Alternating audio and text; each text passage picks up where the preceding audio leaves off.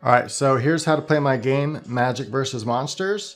It's really cool. It's like a mix between, I guess, Plants vs. Zombies and Bejeweled. Really cool game. Go ahead and hit play to get started. I'm going to restart. So what you want to do is you want to get either 3 or 4 in a row, just like in Bejeweled, right? So, but the difference is you can actually move without making a match. And so I see these guys up here, so I want to hit those guys. And if you kill them with the same color, you get more points than if you hit them with different colors. Now I can take this one, I can ride it all the way up. See that? I'm able to ride that color all the way up to the top here to kill him. You get more points that way. So the basic objective is to make matches and kill the guys that are coming at you from the right hand side. So it's kind of like a tower defense, but the magic you're using is using like a Bejeweled type of thing. Again, the difference is, though, you don't have to actually match up gems in order to make them. You can move a gem around if you need to.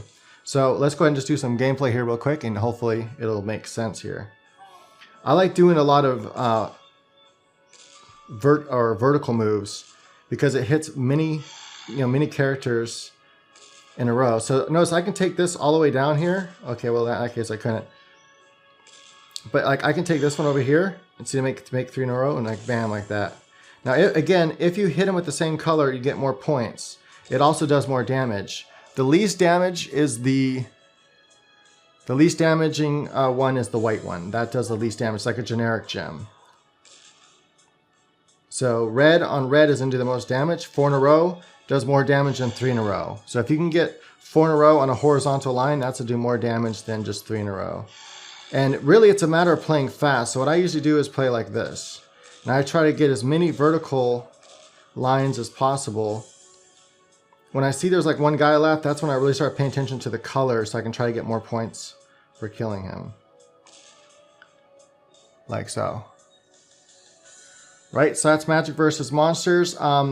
If you're not used to like Bejeweled, Blitz, or playing those kinds of games very quickly, then the game might be difficult because it's not about thinking. It's just about, like, I can see if I move that there, I got a 3 in a row. It's about doing this kind of stuff and making your moves so that you don't have much hesitation. And again, my recommendation to be good at this game, if you ever want to beat me, is to do a lot of vertical moves. Now my highest round right now, record, I think is level like 34 or something like that. Anyway, I'm on the leaderboard, so all I have to do is see the top one on the leaderboard is me. I'm actually amazed that an Asian hasn't beat me yet. I know that sounds, hopefully it doesn't sound racist, but it's just true. Asians are really good at video games. But anyway, I'm just surprised in general that no one's beat me yet. There's actually quite a few players on there. You can see the leaderboard has quite a few people on there. And that's pretty much it. That's how you play the game. Yeah, so you can see your score up here. So there's 2 different leaderboards. There's a score leaderboard for high score, and then there's the highest round. The reason why they're different is because you can get a higher round, but have a lower score than somebody else. If somebody else is really paying attention to what colors they're using, and using that color to destroy the enemy, they get more points that way than if they were to use, a different color. And believe me, it starts getting really hard and really fast. A lot of people that aren't good at this kind of game, they'll get to like round 7 or so, and that's where they pretty much, I think they give up because I don't see them on the leaderboards anymore. But it's really fun and addicting if you like these kinds of games. I think it's really cool because it adds a whole new aspect to these tower defense type games, or because Plants vs. Zombies was kind of a unique twist on the tower defense game.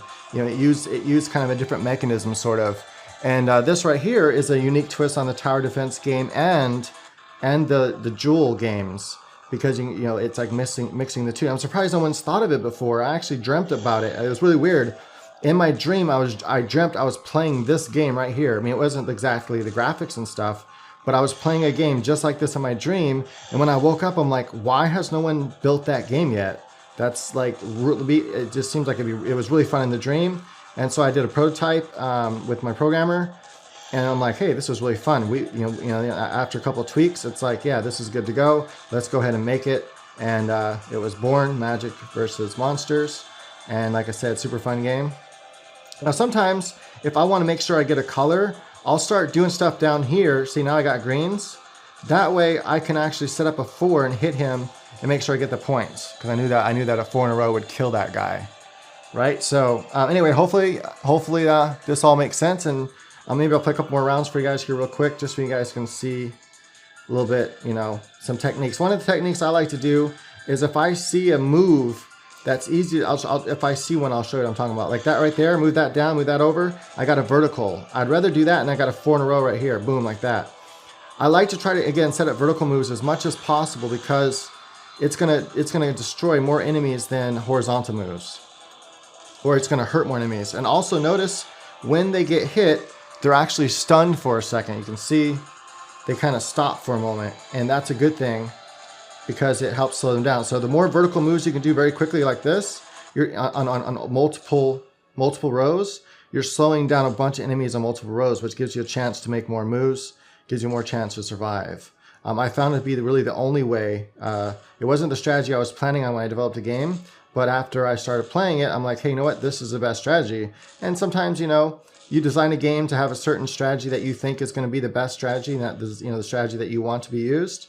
And then I like play the game, and I discovered, hey, you know what? This strategy actually works better, and it's fun. So it's like, why go ahead and redesign the game when just because the ultimate end strategy didn't work out quite as I planned?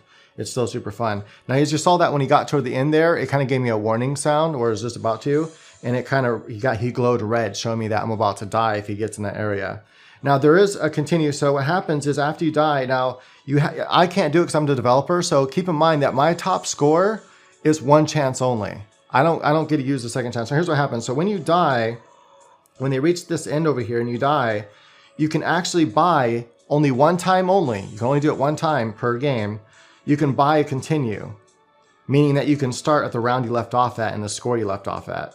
Now, and this is my girlfriend's phone, so she can actually do that. She can actually buy the continue, whereas I can't because I'm the developer, and the developer is not allowed to do that for whatever reason. Can't buy your own stuff. Now, game over, and you'll see here what happens. You can either restart from the beginning, or you can buy a continue. Now, again, you can only buy a continue 1 time. The reason why I did that is I didn't want it to be a game where people can buy their way to the top. Just keep buying continues and get to the top of the scoreboard. It's a skill-based game. You only get 1 continue, and you hit the buy continue. It brings up the stuff. Let me go ahead and make sure nothing private. I just want to make sure nothing private here comes up. But yeah, okay, it only shows the last 4 digits of the thing. And it only costs $1. I'm not going to buy it, though. I'm going to go ahead and hit back. I'm not going to buy it just because this is a demonstration. But anyway, so if you get to a super high round, you're like, oh my gosh, I know I can get higher than this. Buy 1 continue, and that's all you get. And hopefully you'll get to that high score, that high round you're looking for. If not, after you buy that continue, there's not an option to buy another continue. You have to restart over again. If you go to leaderboards here, you can see that we'll go to a high score leaderboard. You'll see that I'm there on the, well, actually, I have to go over here, see where it says social and all. Go to all, and you'll see that I'm at the high score at 500. My girlfriend's getting really close to beating me. So that's kind of, might have to really up my game here. And then you also have the highest level reached. Let's go to all. And you can see there I'm on level 37. So that's my highest level. Again, really, really fun. Oops, sorry about that. I don't know if you guys can see all that. Really, really fun, addictive game. And then my girlfriend's right behind me at level 32. We're very competitive, me and my girlfriend. So on all games we play, especially Bejeweled Blitz. But this is like our new kind of Bejeweled Blitz. So yeah, anyway, that's Magic versus Monsters. That's how I play. There's some tips on how to get higher scores. Hopefully that helps you out with the game. The game's only like $1.99, so if you want to help support me, that'd be awesome.